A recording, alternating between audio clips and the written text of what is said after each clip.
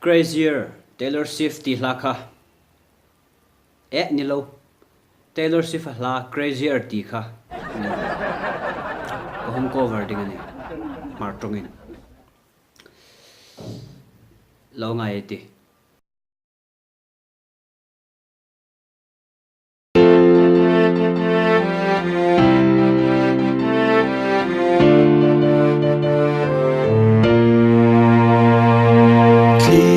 kan la liem ngai no in luong tiro a phe nuomna mang tieng pan ka ti có ti lo hawng hmakhat chu thil danglam matam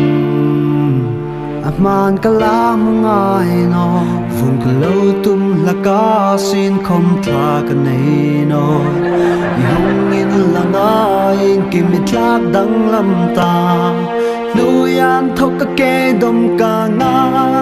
imi then vira imi sukin vet de imi suk thlak ding ang imi ta kan hmang